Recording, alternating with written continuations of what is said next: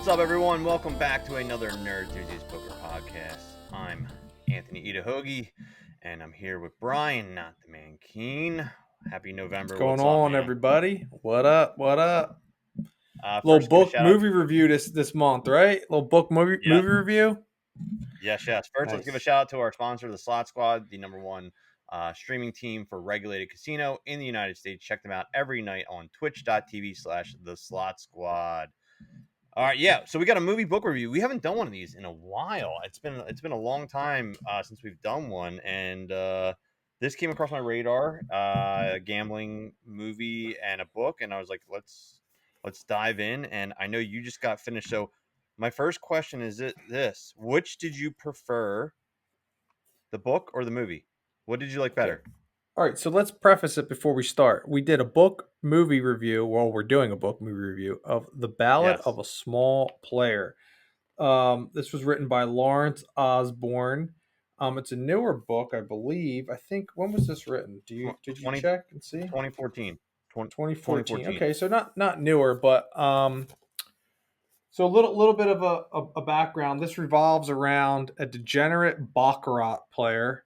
And it's funny because I've never played baccarat before, but I've seen videos of degenerates online playing baccarat, and I always wondered, like, man, it looks like a simple, stupid, very luck by chance game.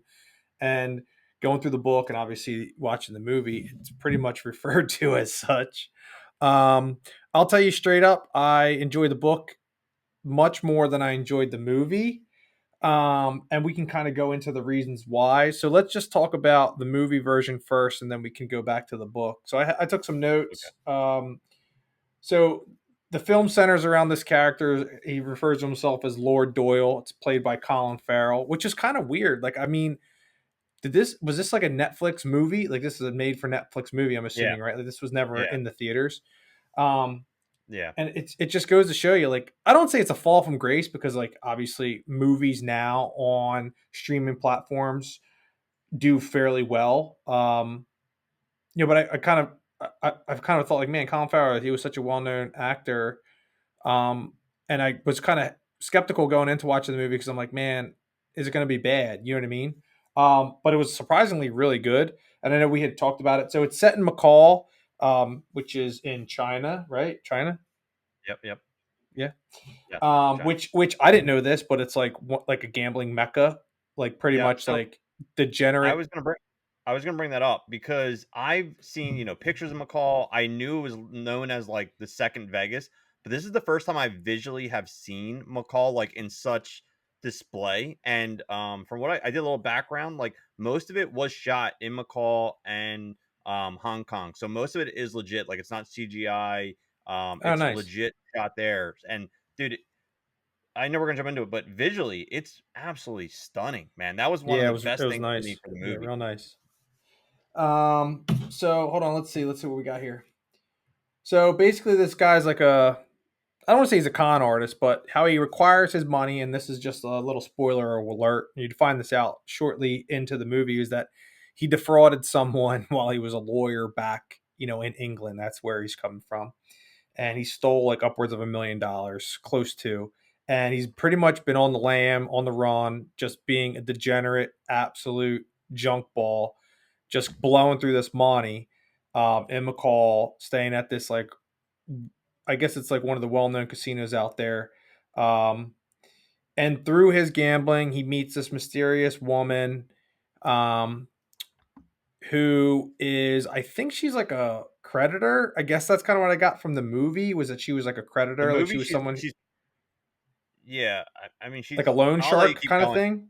Yeah, she's a loan shark. We'll keep going, and then we'll talk about the breakdown of the differences. Okay, and then they have like a one night thing. I don't know if they even have sex or whatnot, but then, like, it gets kind of trippy where you kind of can't figure out what's reality and what's not. I think that's really the premise of a lot of the movie, because she kind of like disappears and he's at her house. But anyway, he winds up stealing like a shit ton of money from her, and then he just goes on an absolute tear. And I don't want to ruin the movie. But then there's like this private investigator that gets brought into it. And that character is character is played by Tilda Swinton. She's really popular too in movies. I'd have to look at her IMDb to see like what other things that she was in. Just off the top of my head, I believe she was in. Was she in Lord of the Rings? Maybe. I feel like she was. I'd have to check. Yeah, if you can pull that up. And apparently she's like a private investigator. She was hired to track him down by a law firm that represents the estate of the person that he basically defrauded. So there's kind of an angle with that whole thing. But then, it kind of culminates in him winning a shit ton of money. And, the ending. She's in the Chronicles of Narnia. Maybe Chronicles of Narnia. Okay, so not okay. She's in some sort of fantasy movie. She wasn't in Lord of the Rings. It's crazy because I love Lord of the Rings, but maybe I'm thinking of someone else. I don't see. Who's the chick in Lord of the Rings? I don't know. I know who you're talking about, but no, that's not her. That's not her. She's in a ton of movies, man. I didn't realize it. She's in a ton of movies. And then, like I said, most of it is just him on this complete absolute bender, and you can't really tell what's going on with him because he looks like shit. Like, obviously, he was like living this life and living this lifestyle. Like, he's constantly drinking, constantly not partying per se in the movie, which was obviously, we'll talk about that difference in the book. Eating like a shit ton of food, really terrible food, but he's like always like he always looks like he's like feverish. Like it looks like he's like really really ill. Yeah. Which I think kind of adds to like the mystique of like what's actually going on with him. And then towards the end, it's kind of like a reformation where he's put in a position where like, this one character named Grandma, she's like another degenerate baccarat player. She like wipes him out in the beginning, and then it's like at the end, it's like that like full circle moment. She like challenges him to like, one hand with all his money that he wound up winning. And it's like, I guess like that reformation thing where he just turns it down, and he realizes that the woman, this mysterious woman, this Dao Ming is her character name, had died before they had this like tryst for a couple days. And he's kind of like, wait, what the hell is this? Like, is it real? Was it fake? Was it a hallucination? And then, like I said, he just has this full circle moment. He winds up going to like this, like the end of this festival. I mean, there's so many more like things to it you have to watch the movie to kind of see.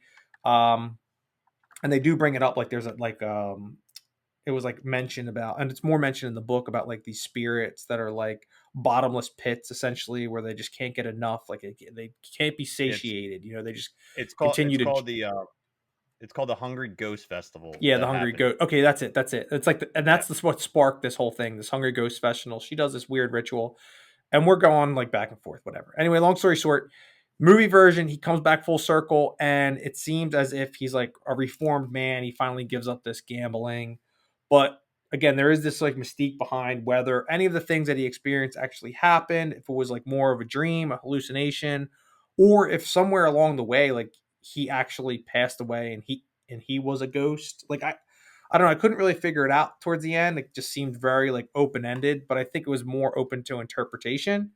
But again, the things that I liked the most about the movie version was, like you said, you already kind of described it, like the visual.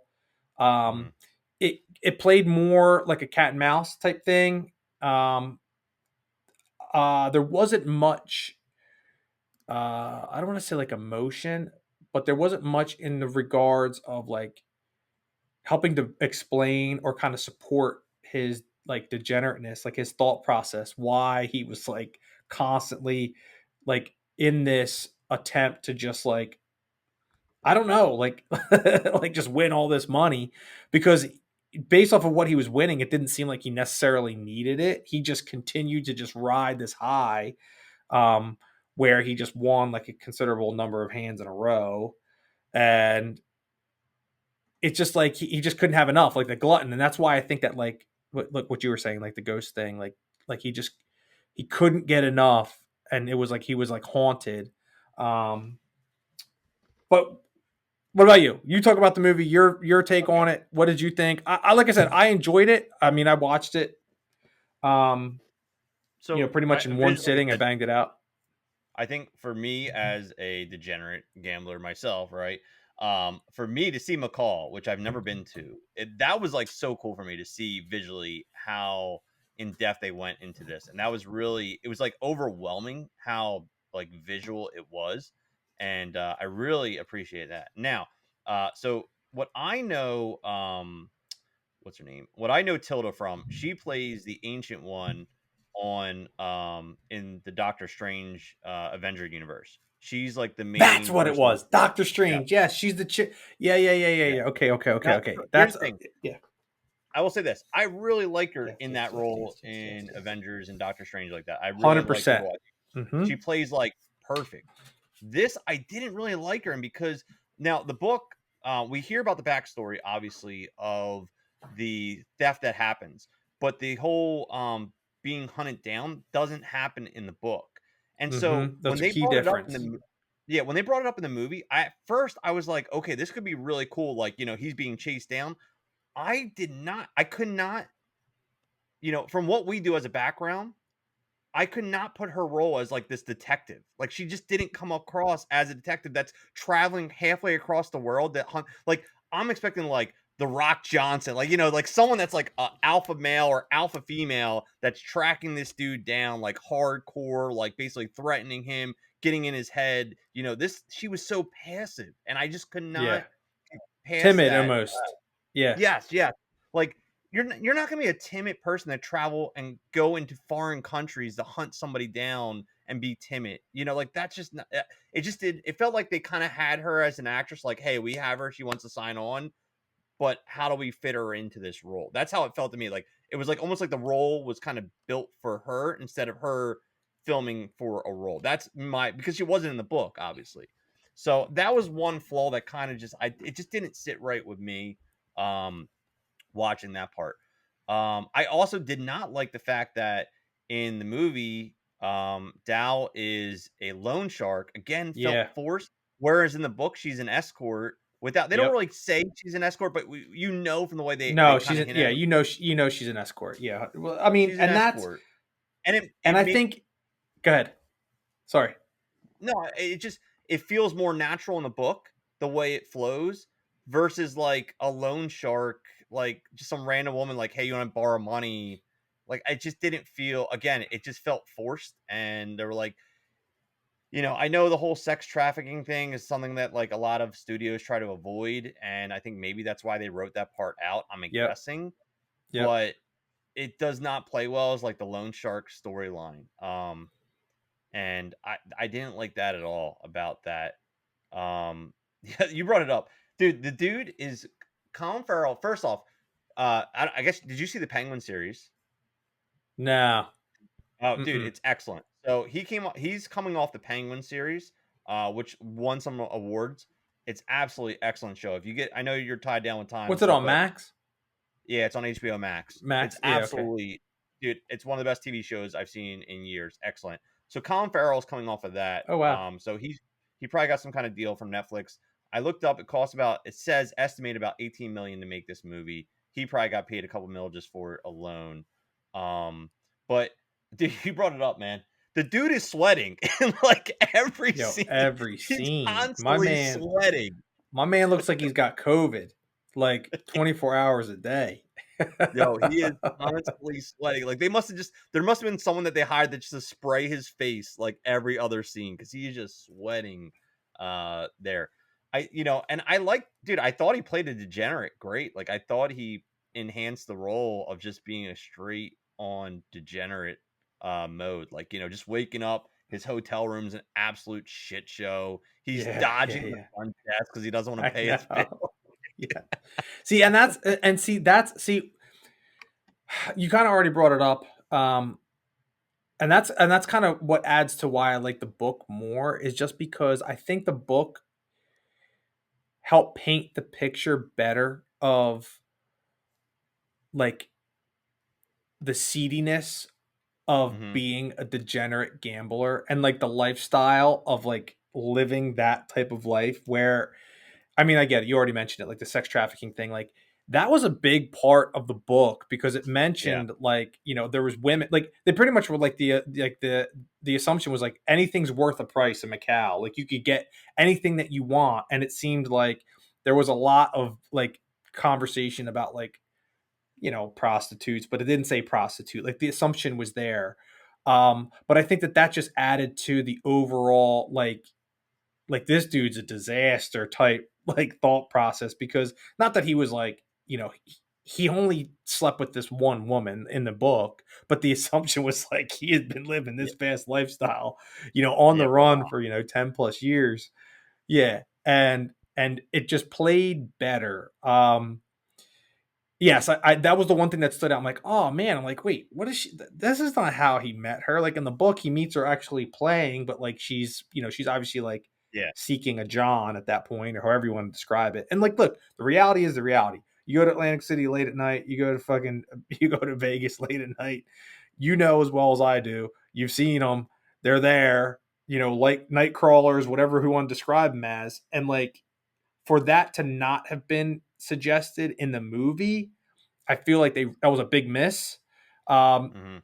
but I mean, I get it. It doesn't sell necessarily, and it's like a touchy subject. But I feel like, given the location, it could have worked. I almost wonder if there was any Chinese influence on producing the film of them approving the script. Like again, I'm just being hypothetical here, because it was shot in China, obviously. So I wonder if there, Yeah, I I think they wonder do if have like, yeah, like don't make us look bad, like don't make us, yeah, yeah, like yeah, don't make it seem like we're like, you know, a bad place to come. I could see that.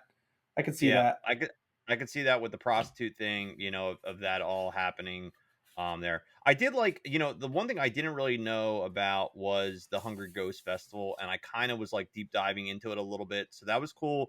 The way they kind of the way they kind of experience ghosts is a little different than us, where us is more of like hauntings, whereas them it's more of like they get attached to like ancestors kind of that want something, or that are kind of like, I don't know, like they basically bring something to the element. And so they talk about it in the book and the movie as well. But so this ghost is somewhat influencing his luck drive.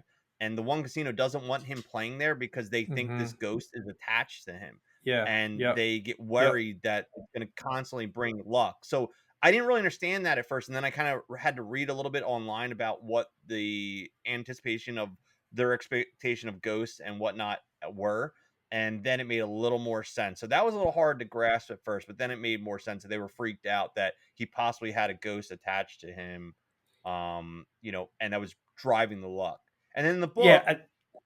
That's it and drove that's that one more. thing that I loved. That's one thing that I loved about the book is that, and obviously a book has to be more descriptive and has to kind of paint the picture better than a movie. But like the superstition angle that kept was like a reoccurring theme in the book, not necessarily not just with him, but just with like the Chinese culture to begin with. Because again, um, you know, there was moments where I was like, oh, you know, they're lucky. They believe that Yeah. luck is a matter of like circumstance. And I put a couple notes in about the pages, and I wanted to read a couple and like kind of relate it back to poker Yeah. and tell me what Go you ahead. think about it. So, so Go I, ahead. I marked some of the pages. So, um, this is early on in the book, and this talks about and just for reference, he has a pair of lucky gloves that he always wears at the Yes. table. These lucky yellow gloves. That's like a part of his like superstition, and it's really a part of his like whole lord moniker. Because this guy isn't a lord,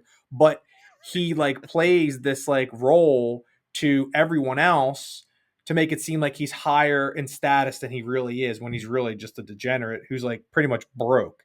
Um, and I was under the impression, I'm sure you were too, that like foreigners, Westerners, however they're described in, you know, in this world, they're not necessarily well liked. So he almost has to like be better than what they think the impression of him would Yes. be, which is why the gloves kind of come into play. So, I mean, so real quick before you jump into that, because you just um, brought it up, I want to touch on it real go ahead. quick. So they call him Guilo, and I looked that up. Yeah, Guilo Quilo. means ghost man. Ghost man. Ghost man referencing more of the skin color than actually being a ghost. But I thought that was tied into the Hunger Ghost Festival as well. So because of his white skin, they called him Guilo, which means ghost man, which means like you don't really matter. You're like you're literally kind of a ghost. It's like a double meaning. You're a ghost to us, like we don't give a crap about you, but you're also like white skin, so you're like a ghost man to us. And I think that's like anything though, like anything. You're gonna have locals only. Like you have that whole vibe. Like you're an outsider. We don't really give a crap about you. And so Yes. he Yep. has to make a mark. He has to make that like I wear yellow gloves because I need to stand out kind of feel Yeah, to it. it's like a part of his thing. Okay, so this is like the first time he's going to play. It's early on in the book. He talks about putting the gloves on. So he says, a sensual moment, empty but charged with anticipation, the mind emptying out like a drain, or else scurrying like a small wingless bug. There are a few moments of this total calm before I start to move, like the moments that I imagine precede jumping off a cliff. Even in these exclusive rooms, the dealer will tell you the table's luck numbers if you ask him, and there will be a place in your mind that wrestles with the superstition. And then this is the part I'm talking about. The gambler is a man finely tuned to the supernatural. He is superstitious, wary of portents and omens. He is on edge for this reason. I wear kid gloves at the table, a habit in which I had indulged those past 2 years, and this was also a superstition. I put them on at the last moment after I have felt the cards, and through their supple material, I feel the laminated surfaces all over again. I feel ready to win or lose. And then she's like, lose in this case. It didn't matter so much this time because I had written off any losses that night in advance. So basically, when I read that, I think of myself and I'm like, all right, I'm gonna go, like, if I'm going to play poker, right? I'm going to play a tournament. And this is just recently. And I always proud myself on like not being a degenerate, but I'm slipping down this road of degenerateness slowly but surely. So I'll go and I'm like, all right, I'm gonna fire, one bullet. So one bullet, say like $600, whatever. But when I go to the ATM, I'm taking out like 900, right? It's because I know that extra that extra 300 is already gone, right? It has nothing to do about doesn't have anything to do with anything else. That's just the play money that I'm going to go and throw into a machine or go screw around with. And it's funny because he says like the losses don't matter because I've already taken them into consideration for tonight. And like that's me when I go to play a tournament. Like, all right, 600 is what it is. But if I dust this bullet off, I know I got that 300 that's also probably gone too, unless I come back or bank or whatever. But that's But the superstition part, like, how do you feel about that? I think I think all poker players, if they don't want to admit it, are superstitious to some degree, and it's not always like. I think there's different levels of superstition, right? Like there's extreme levels of superstition where it's like I can't touch this, I can't do this, I can't whatever. But then there's like minor things that I think that aren't maybe necessarily seen as superstition, but it's kind of like you lock in, right? Like you make sure that you sleep so many hours. You make sure that your clothes are pressed. You make sure that you take a shower. You make sure that your food is like a certain protein or something. So it's more of like preparation to get to like a tournament. That's how I kind of feel like I am. Like I got to make sure that I eat right, I sleep right, like, and so that's not technically superstition. That's preparation, right? But it's a fine line where it's like, you know, if I don't eat right, then I might have a disastrous day. If I eat fast food instead of this, I might have a disastrous day. So like in the back of my mind, it's like I gotta stick to this pattern to make sure that I'm like at my highest level going into it. So I think that's somewhat superstitious, but it's not technically like that extreme of like I gotta rub my arm 12 times and then touch this and then wear this lucky hat, or whatever. So I think there's many degrees of superstition, but I mean I think any poker player's got some level of Something. superstition. Yeah. Yeah, Something. something. There's always something in there. And I think, this guy kind of plays it well when he talks about it. One thing I'm gonna throw in there too, which, they talk a little bit about in the book, but when you actually see it, people that are non-poker players or non-gamblers won't understand it. But in Baccarat, they do the sweat, man. They like sweat those cards so hard, so they like peel them back, and they like Yeah. they bend the cards a lot in there, and they just constantly toss decks and throw in new decks. Like it's not like poker where you bend a card and they're like, what the hell are you bending the cards for? In Baccarat, it's like a well-known thing, especially in the higher levels. They just constantly toss decks. So when you actually see that, and people are probably like, "What the hell is this dude doing?" It's like that anticipation. You're like building to the last second, like almost like opening a present. Like you want to see what it is, and you're just peeling it back. And so I like that in the movie. They really kind of hit on that sweat a lot. I like that. They peel it on the long side of the card, not the top side. So with poker, like most of you listening would know, it's kind of the top short edge of the card where you peel in and you're just looking at kind of the corner suit and the face value of the card. Whereas in Baccarat, they turn it lengthwise and they look at the row of pretty much they're looking at the row of symbols to determine whether they have a good hand or not. So speaking of which, we haven't even talked about like Baccarat. Like the best hand that you can get is a 9, like 9, right? Yeah. So I didn't know this. So just for you guys that are out there who really give a shit, if you're ever going to throw money at a Baccarat table, you get dealt 2 cards face down, and tens and face cards, Jack, Queen, King are worth 0. And then the face value cards of Ace through 9 are the value of the card. Ace is obviously 1. So the best hand that you can pull is a 9. So if you get a 10 and let's say a 3, then you actually have a 3. And then you get one more card depending on what the dealer pulls. So you play against a dealer, and I think in some cases you play against another player, but most of the time it's against the banker, I guess it's called, right? Yeah.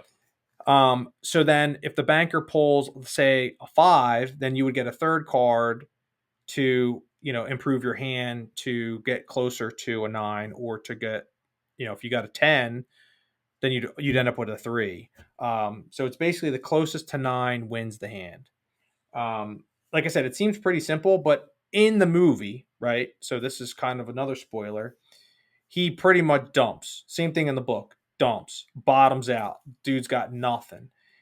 He winds up taking from this girl, Dao Ming, and then she like tattoos his hand, right, with this weird number. You don't know if it's a phone number.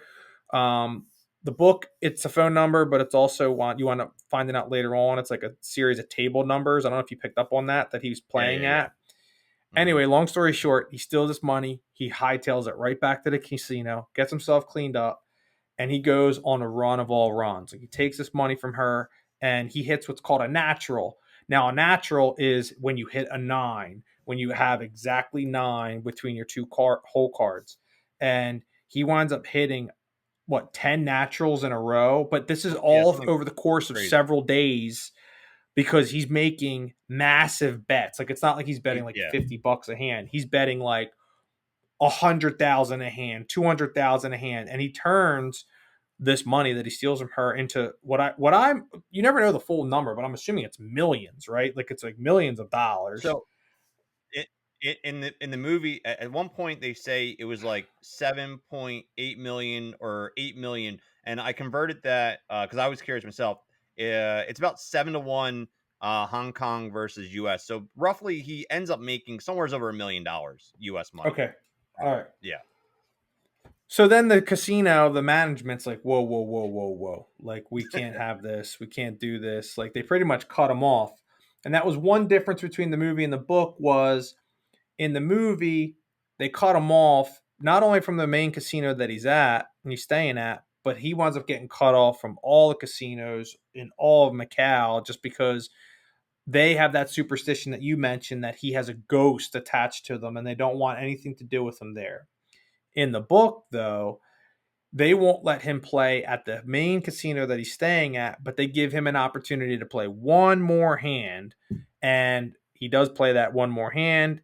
He winds up winning that one more hand, and then he still continues to go on a bender all throughout town, winning all kinds of money, and just pretty much like he just doesn't lose. Like he just isn't losing up until like a certain point.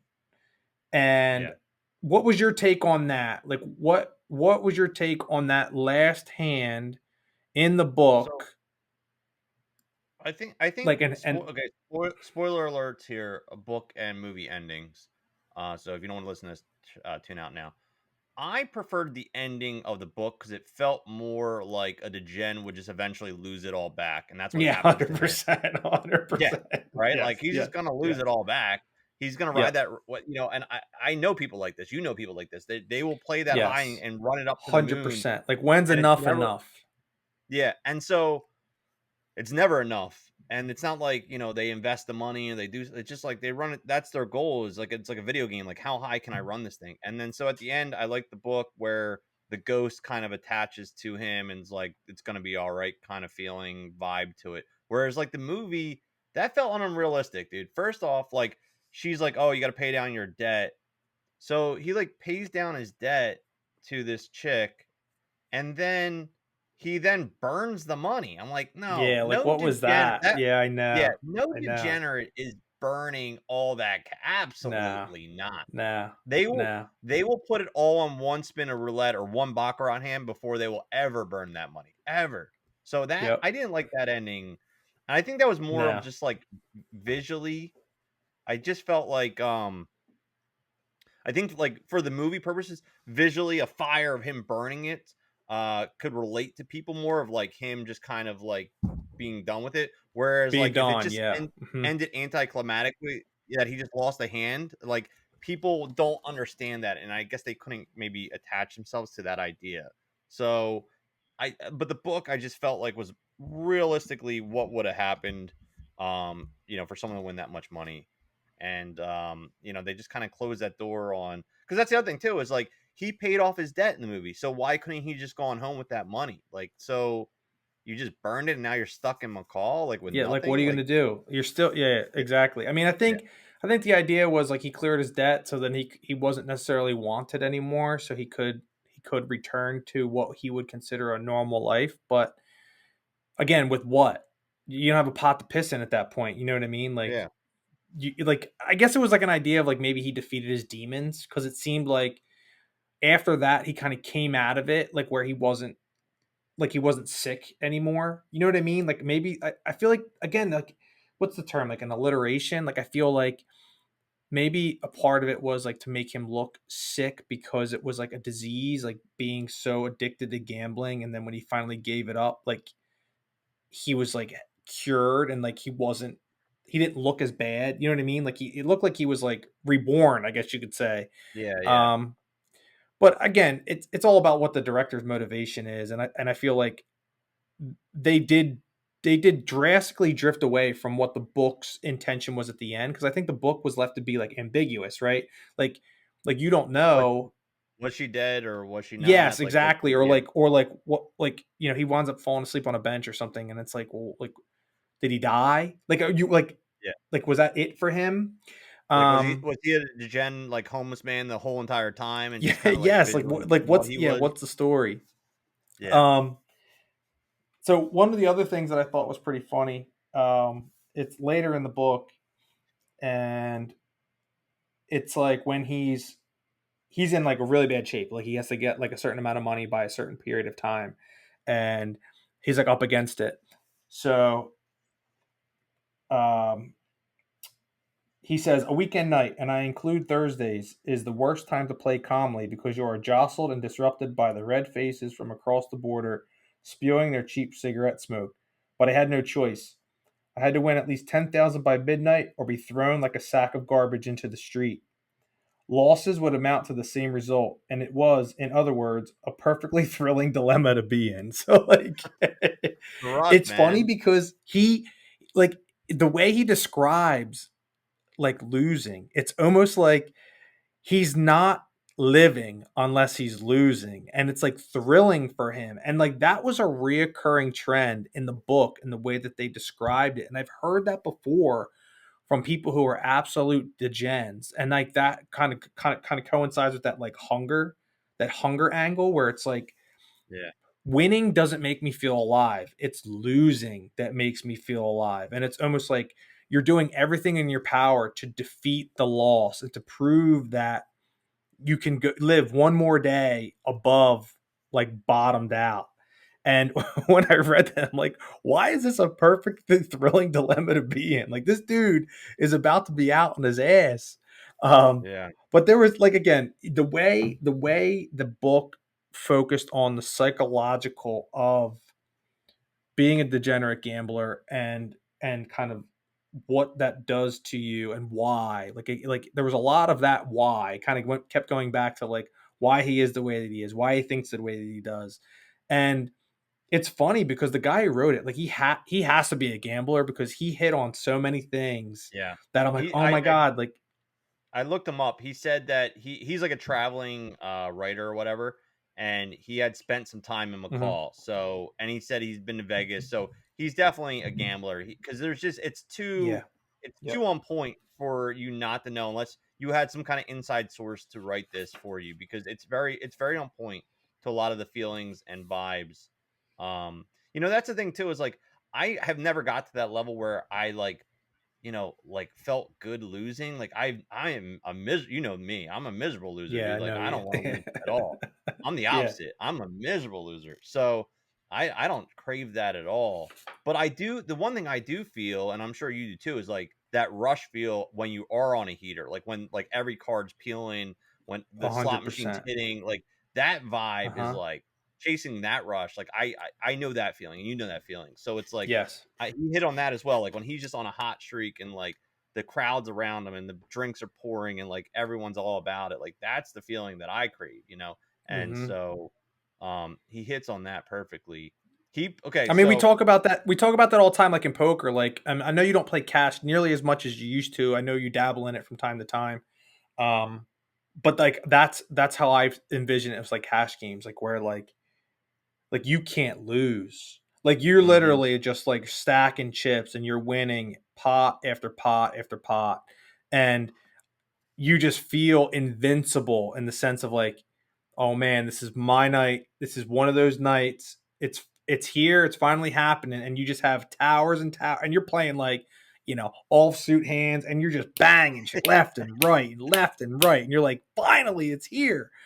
yes, And I'm sure that's like similar in like tournaments and stuff, but it's not nearly as consistent in a tournament as it is in a cash game because a cash game the antes stay the same. So like as your big blinds go up, you're not racing against the clock. Like you have the yeah, yeah. freedom to kind of like get You know, into yeah, pots that you normally wouldn't get into because the antes aren't like kind of forcing you into being more hand selective or whatever.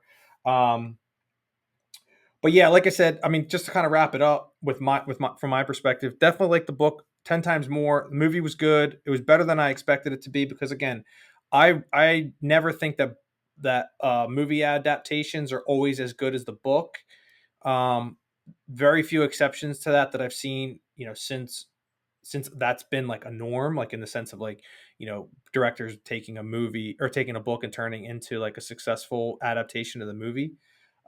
Like Lord of the Rings might have been one. um, Game of Thrones actually did a really good job because I've read most of the Game of Thrones books, but I mean they did a good job like hitting on the major parts for a show. But they missed out on a lot of like again the lore and a lot of the background stuff that kind of adds to the whole like visualization of the characters and the land and the books and shit. But I would definitely recommend it. Like I would definitely read the book before you read the movie if you're someone who enjoys um like a very descriptive, like in-depth like look into like the psychology of someone who is just an absolute degenerate. And it's not like depressing. It's actually like funny and quirky. Like there was times where I was like cracking up. Oh, that's one thing I wanted to bring up. And we talked about it.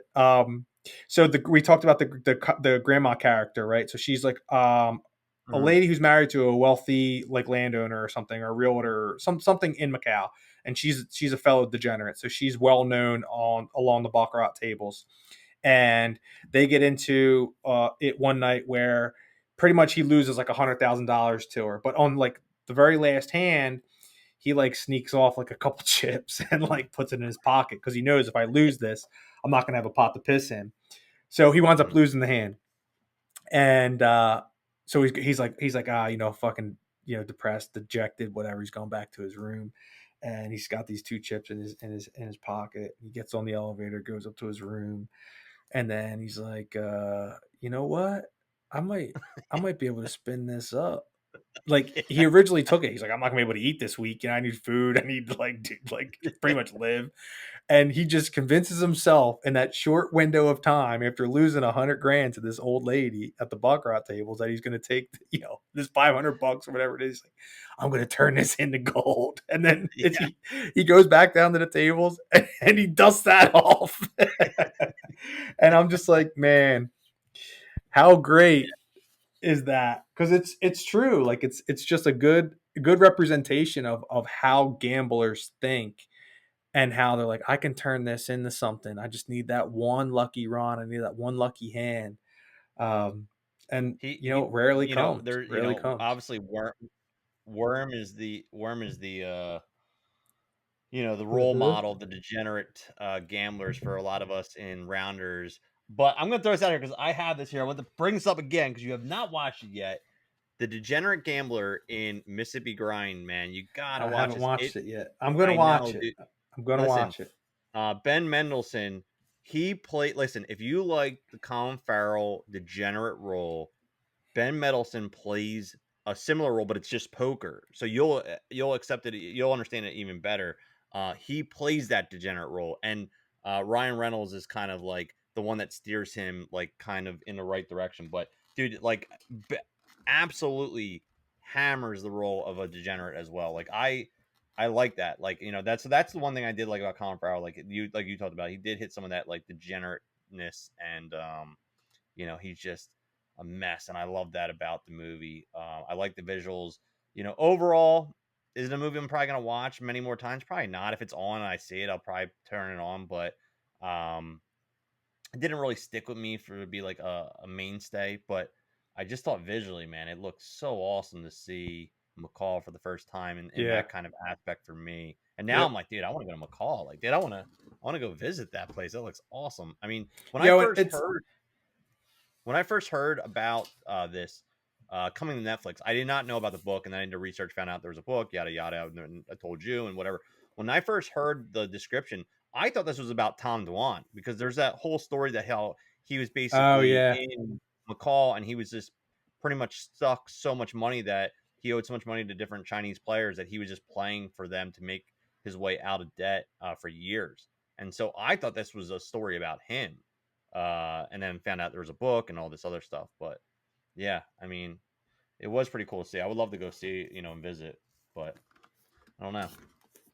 Yeah, I think I'll probably hang on to the book, and a lot of the times, like I'll get rid of shit that I'm not going to read again. You know what I mean? Because I'll know fairly quickly, like, okay, that was a really good book, or that was a terrible book. I'm never going to read this again. But I will keep it because, again, I liked a lot of the messaging in it, and it's funny because like after I read it, I'm like, this guy was anything but a small player. So it's Yeah, like yeah, it's kind of misleading because the dude yeah. was not like he was betting big bets, and it didn't seem like they phased him. You know what I mean? So like that was um, probably one of the better parts of the book was that like this guy was just ice cold, and like they kept describing him as like he didn't react the way that most people would. If I lost that much money, $100,000, I'd be barfing in seconds. You know what I mean? But he was just like, meh, okay, whatever, keep it moving. Let me get my So cigar, my wine, call it a day. yeah. So Well, overall, I'm the same way. I recommend the book over the movie. I definitely like the book better. And but I think they're both. If you're a gambler, you're a poker player, you're in any kind of the casino world, I think you'll appreciate it one way or another. It's a good, movie to check out to kill some time. It's a good book. It's a quick read. I got through it pretty quickly. I know you did yeah, I read it too. in 3 days. Yeah, And it's a I mean, real quick. me, I don't have time for shit. Like, Yeah, it's a real quick read. Keeps your attention going. Story's pretty straight line down, so easy to follow. But so yeah, so that's what we got on our movie book review. And thanks everyone for hanging out with us. And we'll see you on the next one. Peace out, see ya. everybody.